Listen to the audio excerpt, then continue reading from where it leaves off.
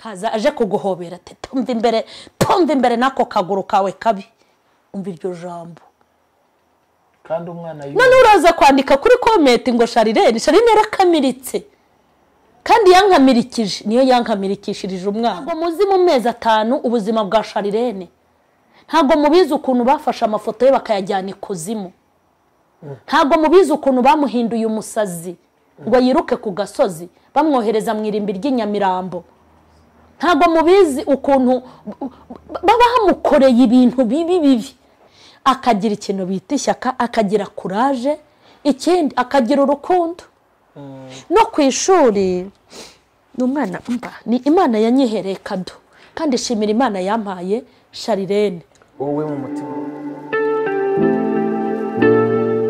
Inshuti zacu abadukurikira muri hirya no hino ku migabane itandukanye mu bihugu bitandukanye turabasabira umugisha w'Imana kubwo kwemera gufatanya natwe no gusangira natwe iby'umwami Imana dutegurira kuri Mama Charlene official kenshi gashoboka. Mama Charlene turi kumwe muri uyu mwanya ni ubona muri kamera hanyuma nje uri inyuma ya kamera amazina yanjye nitwa Ikuzo Emmy.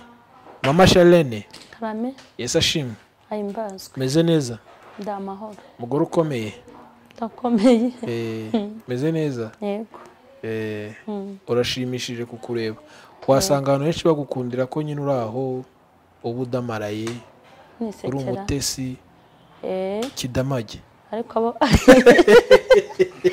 abo bishimisha n'abatagira umushiha kandi ko umushiha buri yo nsetse bo bararibwa kandi koko hari abantu b'imishiha yegara abantu banezezwa nuko bakubona ubabaye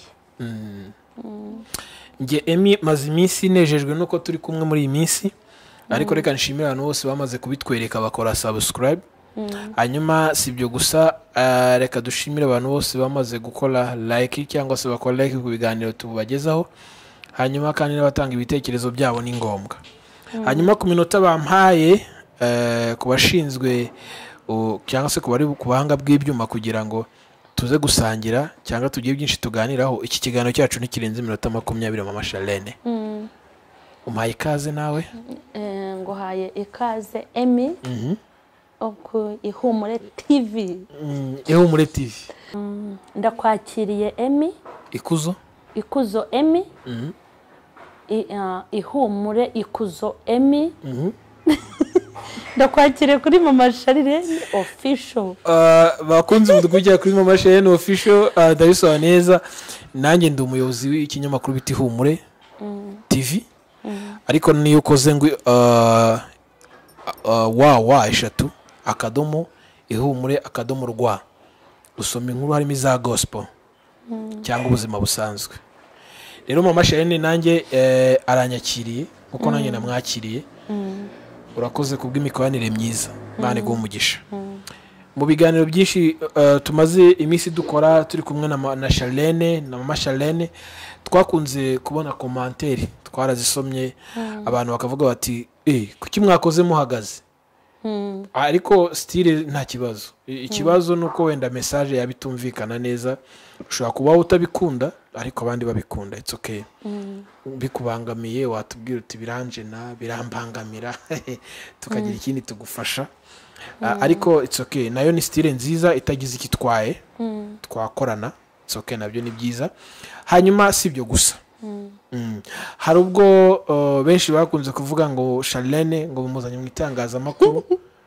ngo mutangiye kumuhemukira hasi ngo mwimusingiza ariko se umuntu nakora ibyiza ntitukavuge ko yakoze neza tujye duhora tuvuga ngo abantu bakoze nabi umuntu nakora ibintu byiza ngo tureke kubivuga so aba ndi kubabwira nawo muri commentaire nazanye Mama Charlene noneho nyirizina nk'umubyeyi wabyaye cyangwa se wibarutse Charlene anamuzi neza ku myaka maze Mama Charlene banza usuhuza abakunzi bawe hanyuma ngaruke n'ibibazo byoroshye kandi bidakomeye bijyanye na Charlene ndasuhuza abakunzi ba Mama Charlene official mwebwe mwakoze subscribe namwe mukomeje gukora share no kwandika hasi kuri comment muduha inama n'ibitekerezo muduha courage ndabashuhuje abadukurikiranira mu Rwanda mu ntara zitandukanye mu bihugu by'abaturanyi abadukurikirana mu bindi bihugu bitandukanye ndabashuhuje mu izina rya Yesu amahoro y'Imana nabe muri mwebwe amen. Hanyuma mama Charlene, wasomye komanteri nyinshi abantu bagiye bavuga. Ndakubwiye ngo nta n'ikintu nkunda nka komanteri. Komanteri ndazikunda cyane rwose batanagwaye komanteri baba bambaje ngiye bambona. Ndabikunda cyane kuzireba kuko naho hari irindi vuga butumwa mpakorera iyo mfite umwanya. Yego. Wambaye neza. Urakoze. Ese ugira imyenda myinshi cyane. Ndageza ko ariyo wibagirwa. Ntago nayibagirwa. Kuko mba nyikeneye buri kanya. Okay, Charlene ni umukobwa ufite ubwenge bwinshi ubirebye mu buzima busanzwe. Tujye tunasenga ngo Imana ikomeze mwagure kandi mukomeze. Ariko nk'umubyeyi wibarutse Charlene, ubuzima bwa Charlene ukimara kumwibaruka, wenda urahera utwite inda ya Charlene cyane ko yari n'inda ya mbere, wumvaga Charlene mu nda ameze gute? Charlene natangiye gutekereza ibya Charlene nta mubyaye wenda nkimara kubyara Charlene, kandi namutwise mpangayitse ndi mu buzima bundya cyane kandi bumbangamiye. Maze kumubyara rero, ikintu cya mbere muganga yambwiye nuko yambwiye ngo ubyaye umwana ufite ubumuga bw'akaguru. Hari ukuntu bajya bafata abana bakivuka utuguru gutya akamucurika akamukubita urushyi kugira ngo arire iyo yavutse atarira. Ubwo rero yagiye gufata amaguru, yumva umwana amaguru ye ntareshya, ahita abimenya ako kanya ati kandi ntacyo bari gukora. Ntacyo bari gukora. Ahita ambwira ati uyu mwana avukanye ikibazo ku kaguru, uzagende namara kugira nk'amezi 3 uzagende bakurebera ikibazo yavukanye. Ngewe rero numva ko kugenda amfite amezi 3 numva ni tuntu tworoshye wenda. Ngiyeyo rero bampa randevu, ndagenda baramupima, barambwira ngo umwana wawe hari igufwa ry'ukuguru riburamo. Umuganga agerekaho n'irindi jambo aravuga ngo Imana yibagiwe gushyiramo igufwa ry'ukuguru. Nahise ndira, ntago nibutse kumubwira ko Imana yacu itibagirwa, kuko mbona Imana yagiye kurema Charlene yaricaye mwigaho. Iyo nkurikije ukuntu yakuze naho ageze yari yamwizeho, ntago yapfuye kuza nta nubwo yibagiwe. Iyo morali ni kuri kubivuga, ndagira ngo n'uyu munsi hari icyo gihe si ko wabitekerezaga wari ufite amarira. Oya, icyo gihe nkibibwirwa kuko urumva ni ijambo ryari rintunguye. Nari nzi ko Charlene adafite ubumuga bw'akaguru, ahubwo nabimenye muganga ni ijambo ryantunguye ngo dore. Kandi nagerekaho n'indi jambo arambwira ngo nta n'ikintu umuntu yakora, ntibamugorora usibye kuzakura kakura. Yarageze igihe cyo kugenda bakamuha inyunganira ngingo, ubundi aramugaye. Byahise bimbabaza ndarira. Ariko nkimara kurira ndabizi ko natashye mu minsi mike Imana imvugana nanjye ivuga kuri Charlene. Irambwira ngo Charlene azaba umwana mu bana wabyaye n'abandi uzabyara, nta mwana uzamera nka Charlene. Imana irambwira ngo musutsemwo impano nyinshi. Irambwira ngo uzagera kure ku bwa Charlene, uzaba umugisha ku bwa Charlene, uzabona umugisha ku bwa Charlene. Imana mbese imuvugaho ibintu byinshi. Ariko hari igihe yicaye arambaza, se mama nikera ari umwana kubera iki navutse meze gutyo? Ndabwira intuzi impamvu avutse meze gutya. Yabimbajije namaze gukomera nibitseho amakuru ye. Ni urukundo rwishe Imana igukunda. Nibaze Charlene mu bantu bose mwigana naha muri quartier kuba ari wowe wenyine umeze gutya, ni urukundo rw'Imana. Ahita seka, ubona arabyakiriye. Wowe waramaze kubyakira rero? Narabyakiriye 100% kuko hirga nahise mbibona akiri na muto yakoraga ibintu by'ibitangaza. Ntubona nguko kuvuga ngo itara ryashiririye. Najyaga kugura itara ntese ndarimanikane, nimba yaruriraga nk'ipusi ntubimbaze. Charlene yaruriraga nk'ipusi, ukabona itara amaze kurimanika.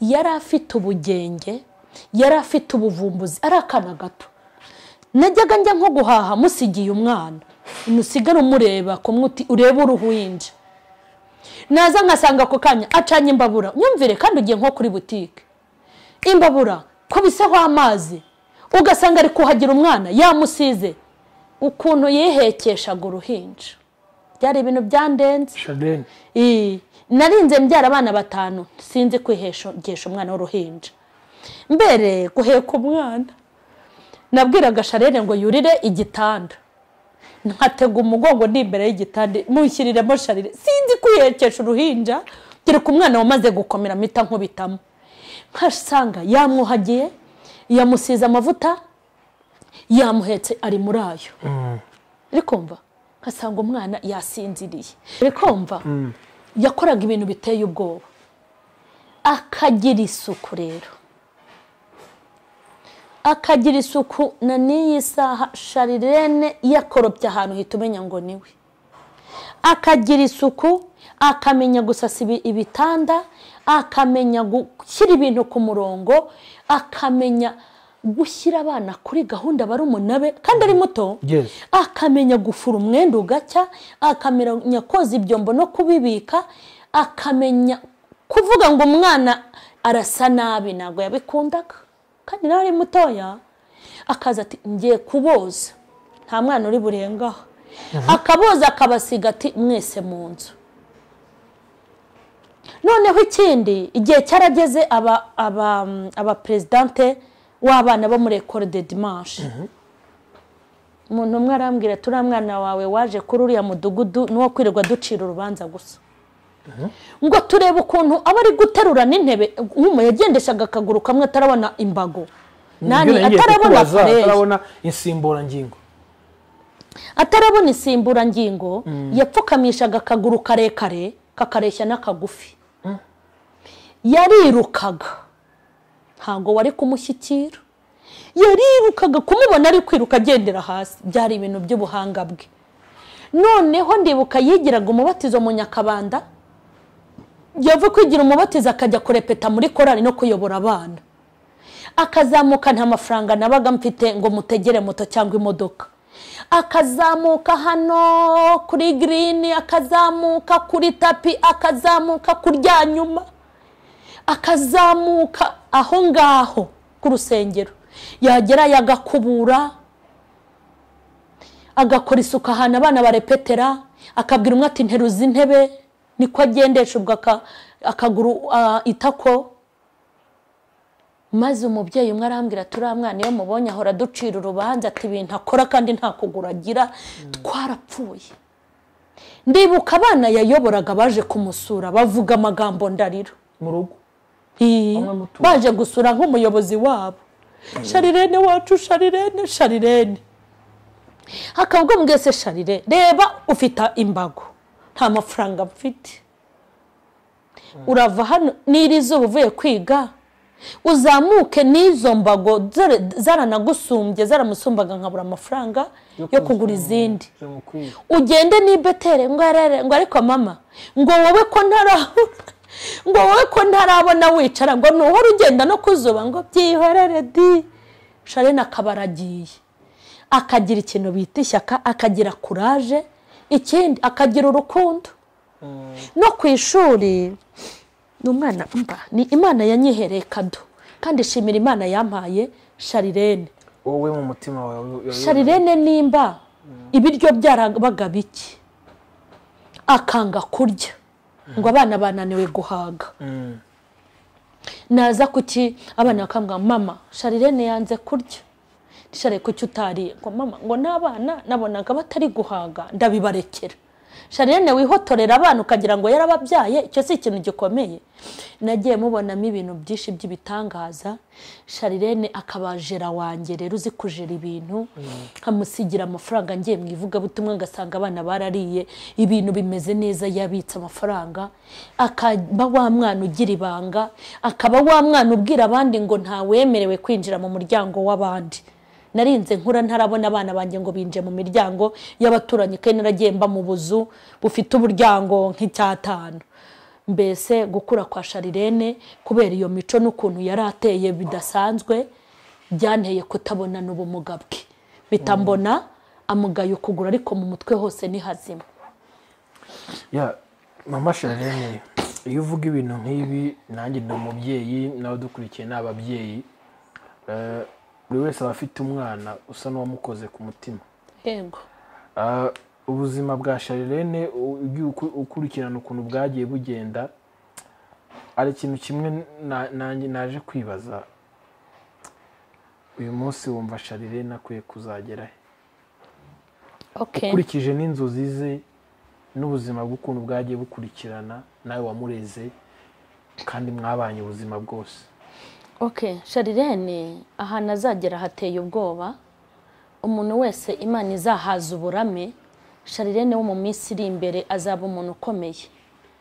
Azaba umuntu ukomeye, azaba umuntu w'umunyacyubahiro, azaba umuntu w'ingirakamaro, kuko njya mbirebera no ku bitero wenda biba bimuriho. Uzi ko Charlene ahagurukirwa ukagira ngo ni umuntu mukuru bahagurukiye, ntumenye ko ari umwana wo muri segonderi. Kubera nk'ibitero agera aho ahura nabyo by'abamurwanya, by'abamwanga, abamuroga, ibintu bibi cyane. Kandi burya umuntu ujya utinya umuntu ubona abantu bahagurutse bagahagarara kandi ari uruhinja, nta buteka agira. Urukumva? Nta mama we w'umuherwa agira ngo abizire. Ni umwana uciriritse mu buryo bw'imibereho rwose, nta birenze bihari. Ariko wabona ukuntu hari abantu bahaguruka bagahagarara bakamurwanya bakageza mu rwego rwo kumuroga ngo apfe cyangwa bumusazi, uhita ubona imbere he nahazaba hateye ubwoba. Simpe n'iby'Imana ivuga, iyo mbona ibitabo ari kwandika byonyine atarasohora, nkabona amakinamico yiyandikiye y'urubyiruko ngo amafilime ye, noneho nkareba n'impuguro z'abakuru zirimo, nkabona yinjiye no mu bintu bya politiki, ibintu by'imiyoborere. Ubu ubona Charlene azaba umuntu ukomeye kandi w'ingirakamaro. Nk'ubu aricara ati mama hari abana nshaka kuzajya gufasha, wampaye amafaranga. Umva nyaka amafaranga nanjye ntayo mfite. Nk'ubu afite fondasiyo yakoze, ntabwo irajya habona. Ntabwo irajya habona, urumva kubera nuko ari kwiga, ntabwo mba nifuza ko ajya mu bintu byinshi by'imishinga, nyeneye ko agomba kwiga. Ariko kuko naramushyigikiye, mukoreshereza iyo mipira kugira ngo yishime, abone ko mushyigikiye ya fondasiyo ye. Imipira ya fondasiyo Charlene afite izina yaryishe, yaricaye ati mama tuzi ko mpise numva izina rya fondasiyo yanjye, ninambwiye ngo azicarane n'abandi bantu bashaka izina, ngo mama ngo nicaye ngo mpita numva izina. Ahita ambwira ngo na logo uko izaba imeze nabibonye, harabishushanyiriza, ndagenda mu muntu arabimukora kugira ngo atuze abone ko mushyigikiye. Arambwira ibintu ashaka gukora, ukuntu ashaka kujya yita ku bana bamugaye. Ibaze umuntu utangiye kujya ibitekerezo nta n'ijana agira, ugasanga mama hari umwana ushaka kujya kwivuza basanze afite ubumuga, wampaye amafaranga. Ukabona rero ni ikibazo ko wenda amafaranga nanyaka adahari, ariko umuntu ufite ibikorwa byiza Imana iramushyigikira. Muri make ubona ari umwana ushaka kuzafasha abantu bagowe kandi azabigeraho, kuko ubona ari umuntu wagutse, aravuga ukagira ngo ari muri biro ye yanahageze kwanza. Yego. Uyu ni Charlene. Nagira umugisha wo kubana na Charlene akanya gato, turaganira, mwumvamo amagambo y'ubwenge ku buryo ntavuga ngo ni ibintu bamwigishije, ni ibintu bamutoje. Niyo umubajije ikibazo uwo mwanya gishobora gutuma umuntu mukuru afata umwanya wo gutekereza, Charlene ahita gusubiza, agaca no mu nzira ari bubanze gusegura icyo kibazo kugira ngo igisubizo kize kimeze neza. Hari abana bakuranye nawe, babyirukanye nawe cyane cyane nka bariya wavuze bo ku rusengero, banavuze amagambo akagukora ku mutima uri umubyeyi uri mu rugo. So ndashaka wenda noneho turebe ku birori, uburyo wagiye utegura ibirori bya Charlene, uburyo wenda abo bana babyitabira, bize kuduha ishusho yo kudufasha muri foundation ye, none nayigeramo abantu bashobora kuzajoyininga iyi NGO agiye gukora. Hanyuma wenda nanone tuze kureba ese wowe ku bwawe management ye ukuntu managing ibintu bye, niba ubona hari aho akeneye inama cyangwa se niba yihagije. Okay, ishingiye kuri abo bana bazaga kumureba, hari ikintu bavugaga ko buri mwana yahaguruka agashima Imana cyane ko Charlene agiye kwiga muri interina, bababaye bavuga ngo ntago bazongera kubona umuntu ubarera. Baravugaga bati Charlene ikintu tumukundira ntarobanura ku butoni, ngo ajya tuzanira biscuit twese akayitugabanya ntagire n'umwe asiga. Kandi ikindi Charlene atugira inama, mbese umwana akavuga kugeza n'ubwo arira, bakicara sinzi undi muntu wabigishaga ariko we mukuru gufatanya na Charlene, ngo dore nka nubiza baramuvuga izina ngo agira umushiha n'umutima mubi, ngo ariko Charlene ngo araduhugura ngo akajya natubwira neza. Charlene wafataga iminsi 3 asengera abo bana, abana yoboye akabasengera iminsi 3, akiyiriza ubusa agasenga iminsi 2 ku bw'abo bana. Uzajya kujya muri eterina amasengesho yasenze avuga ngo ntago nkihara, ariko mana bari abana yafashe amasengesho we n'abakobwa nk'abangahe baza mu rugo baranyigishije. Naravuze ngo abakozi b'Imana biryagagura, Imana ifite abakozi bataraza kuri tere, bafata amasengesho barasenga ngo Imana izabane nabo ku ishuri, ntibazibagirwa umuhamagaro, izarinda basigaye, izabaho ubwenge, tuzaba abakobwa. Basenza amasengesho, basengera umudugudu, basengera abakiri barabasengera, bafasha amasengesho yo kwiriza ubusa bayakoreye mu rugo. Hanyuma wenda kuvuga ngo arihagije, nta muntu ujya wihaza mu buzima. Nabonye umuntu agira ibyo ashobora n'ibyo adashobora, umuntu agira ibyo amenya akagira n'ibyo atamenya, hari n'ibyo umenya ho gakeya kandi abandi bakabimenya cyane. Ku nama n'ibitekerezo ntago byabura. Urumva nkanjye ni njye wari ukwiye kuba manager we, sibyo? Ariko manager ngewe ibintu nifite iterambere ry'umwuka, umva rwose ugura umuntu iterambere ry'umwuka dore ni gutyo. Ariko ubu tugeze mu Cyongereza, kereka tugeze mu Giheburayo, kandi Giheburayo nacyo gikora hari ahantu kitarenga, sibyo? Ubwo rero urumva kuba yagira abamufasha biba bikeneye, kuko hari n'ibyo abambwira mu Cyongereza akambwira ibintu ngo ariko se mama bigusobanurire gute mu Kinyarwanda. Urumva hakeneye abahanga nkawe mu byo ashaka guteramo imbere, akeneye ababimubanjirije n'abamuyobora mu buryo bugezweho bw'iterambere. Kuko urumva ngiye mfite aho nzamugira inama, ariko aho nzamugira inama hari ahandi ntakandagira. Gusa n'umwana ukunda kureba kuri agakora ikintu kandi yamaze kugitekerezaho. Niyo mpamvu niyambwiye ikintu mitamenya ko ngomba kugikora, kuko ntago ajya ahubuka. Kandi kugira ngo akore ikintu ntago ari ugupfa gukora ikintu.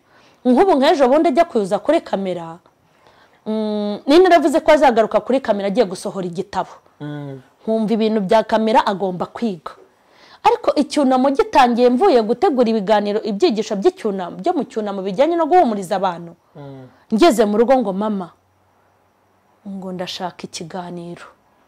Nkeneye guhumuriza no gutanga inama. Subwo umwana yakubwira ngo ashaka guhumuriza no gutanga inama kandi uzi ko bimwuzuye hanyuma ukabimwangira. Niyo mpamvu nahise muha ikaze, kandi kuba yaraje kuri kamera abantu nibakinjire mu buzima bw'umuntu.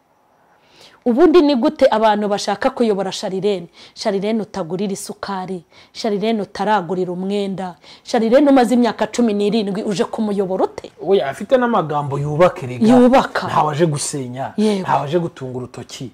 Noneho urifashe nk'umuntu mukuru z'ubwenge, uraje utangiye kumukubita hasi. Nta nubwo byakunda. Urajya gufata umwana ugiye kuzuza imyaka 17 utangira uvuge ngo uriya mwana baramwishe ngo aje kurerwa kuri kamera ubundi aho yarerewe urahazi kuko umubonye yageze mu myaka 12 mwagiye mureka sinzi umuntu avuze ngo abantu barahinda reka nkubwire mbere simfe no kuri kamera aho arererwa naho yarerewe ubizi ute ko hatarenze kuri kamera hanyuma kubera ngewe mba nzi hari ibintu mba nzi ntanavuga wenda mba nziranye na Charlene hari n'amakuru tuba twibitseho kuba Charlene yaza kuri kamera zahaza azaza kuri kamera azaza ku mateleviziyo yo muri iki gihugu azajya ku maradiyo azagenda mu mahanga afite ibintu byinshi azakorera Imana ahubwo nibicare batuze nka mugani we nibatuze ntawe yakomerekeje ntawe yabangamiye ntago aje kwigisha kunywa urumogi nta muntu aje kubangamira n'umwana wifitiye kubaka kandi byuzuye mu mutima we ku mikurire y'umwana w'umukobwa impinduka wagiye ubona ku mikurire y'umwana w'umukobwa nawe abaye umukobwa urabizi hari imyaka umukobwa ageramo ukaba akeneye kuba ari kumwe na mama we cyane kandi uri mu ivugabutumwa Charlene afite ubumuga so none igihe cy'imyaka kirageze uko umwana w'umukobwa akwiye gutegurwa ubu buzima wabonaga burimo gute akabwitwaramo gute ese niki cyamufashaga mu gihe wabaga udahari okay uko biri kose nimba narabaga ntanahari ntago nuriraga indege ngo mvuge ngo ngiye kumara ukwezi najyaga mu ivugabutumwa ariko ngataha bishatse kuvuga ngo igihe kinini barambonaga nubwo bamburaga amanywa bambonaga ninjoro kubera yuko nta wundi muntu wabacungaga nta mukozi wabacungaga nta papa wabo wabacungaga nta anti nta anko nta wansigariraga ku rugo ahubwo vuga ngo nka bwa bwenge Imana yampaye bwo kurera abana batanu ndi muto ndiyabushyize no muri Charlene kuko Charlene ubwe afite ubwenge nk'ubw'abantu bakuru Charlene ni umuntu nubwo yabaga ari umwana ariko ni umuntu wari uzi kuba yafata umwanzuro w'igikwiye kubwo ukuntu nigeze gusiga nabuza y'amakara hakajya munsi y'urugo agatoragura amakara n'ibiti n'ibitiritiri nkasanga yatetse ibishyimbo ntiwatekesheje icyo ati mama nihishe kugira ngo batambona ariko nkajya ntoragura ibiti n'amakara yatakawe kwa kundi sinasanze yatetse kuki se yageretseho iryo jambo ryo kwihisha no kugira ngo bataduseka ubwo rero Imana yagendaga imufasha ubundi nanjye nkamufasha kandi ikindi hari keya ubika mu mwana hari keya ushobora kubika mu mwana ukabana nawe umwaka cyangwa imyaka 2-3 keya zikamujya mu maraso no mu misokoro ku buryo yakubura n'undi mwaka ariko akavuga ati mama yampaye iki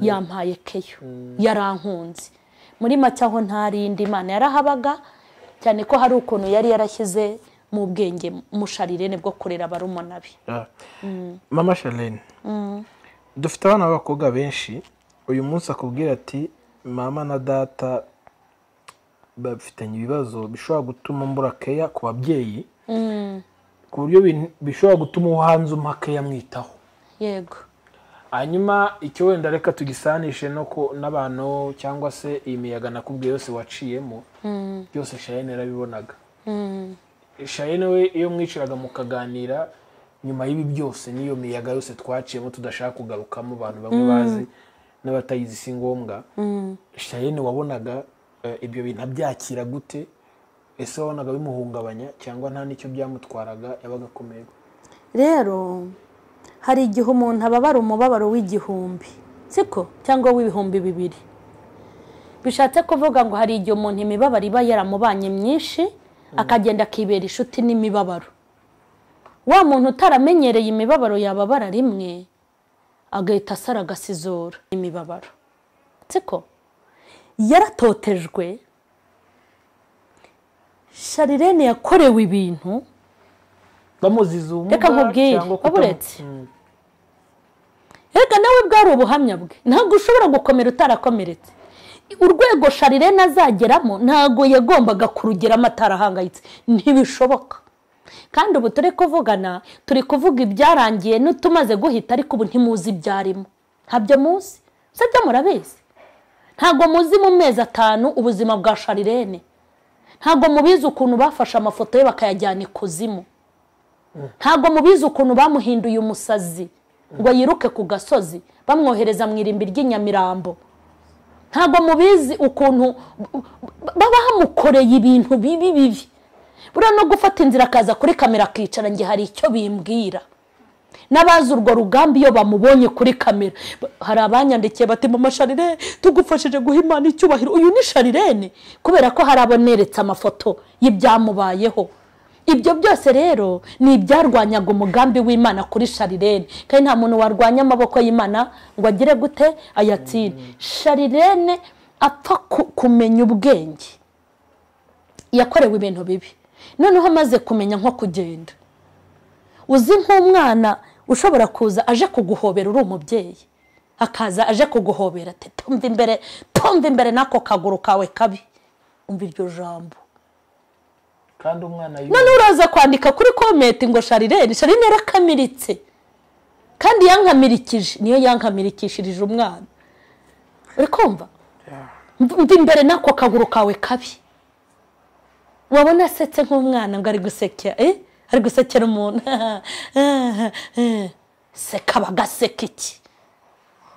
Urafata imibabaro yavukanye uyegeranya ni abaye ikise. Icyo gihe yaranababaraga umubabaro karushaho kumurya, kuko yarashonje, nanjye nari nshonje, nakubitwaga areba, nararaga hanze areba. Ariko ubu turiho, turarya icyo dushatse, turaryama ahantu heza. Nkamugurira akantu keza, ni mwana wanjye nturya inyama, nkugurira agafi twisane. Ari kwiga mu ishuri ryiza. Buriya hari igihe burya umuntu ibibazo wahura nabyo ukennye byikuba, umuntu agutuka rimwe ukumva gututse bikikuba nk'ishuri 10. Uri kumva? Yanyuze mu bihe bikomeye. Uzi kugira ngo umuntu aze mu rugo akubaza ati se kariya kana ni akawe? Hoya ntabwo ari akacu, ni uwo tukarerera. Ntabwo ari akacu, si uwanjye, si uwawe, ni uwo tumurerera.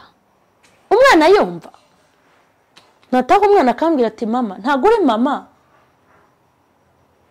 uri mama. Mama ntabwo uri mama, ntabwo ari papa. Ese kuki Charlene? Hano haje umuntu arabaza ngo mbese ndi umwana wa hano, ngo hoya ni umuntu tumurerera. Uri kumva ibyo bintu yavukanye?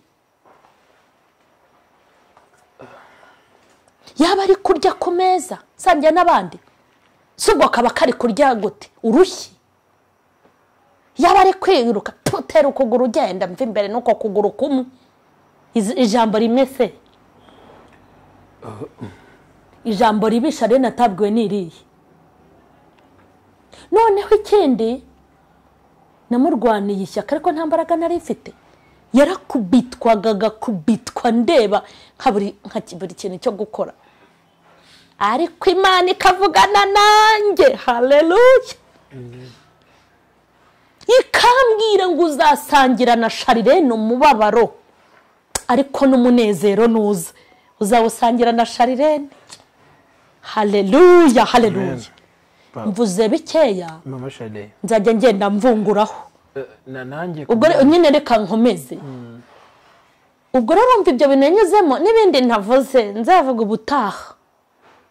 Nagiye mbivuga mu buryo bw'amarenga. Yakorewe Charlene, yaratotejwe, baramutorotiriye, yarabojejwe umutima nk'umwana, uri kumva akorerwa ibintu bimurenze. Ariko kuko yabonaga ako kagata karimo wenyine tugasangiye, ntago yari kumveba. Hanyuma Charlene arakomera agira no kubabarira bimwe biteye ubwoba. Wakumva arimo arasenga, Mana nsengeye mama na papa wanjye. Heba data we, ibindi simbivuze, ibintu yagendaga akora ugahita ubona ko afite iki, imbabazi. Rero kuvuga ngo Charlene, ngo bavuze ngo Charlene urasi papa we, nukuhagira inkoko. Yego biramubabaza kuko atari ibintu byiza, ariko ntibishobora kumucira ishati. Mama Charlene, uyu munsi reka tujye ku musozo y'uyu munsi ndumva bindimo kubera impamvu imwe. Abantu bose badukurikiye hari ikintu wavuze nshaka kugarukaho tugisorezeho. Niba koko mudukurikiye mukunda mama Charlene, mukunda Charlene nkuko mubivuga bamwe na bamwe, namwe mwumva mufitiye imbabazi, hari ikintu kimwe nk'icyifuzo kiri kuri njye. Charlene ntago twamusengera ngo Imana ibure kutwumva, maze abahagurutse bafite amarozi turebe ko imbaraga bafite n'imbaraga twese duhurije hamwe zo gusengera Charlene, turebe ikiri buganza ikindi. Yego. Abo bashaka kumunaga mwirimbi, abashaka kumwica, abashaka kumuteza iyo myuka mibi n'ibyo byose bimugirira nabi, natwe reka dufatire hamwe. Yego. Ndimo ndabwira abadukurikiye muri uyu mwanya, reka dufatire hamwe tumusengere. Yaciye mu bihe bikomeye, birahagije, byamukomerekeje umutima, arakira, anatanga n'imbabazi, biragaragara.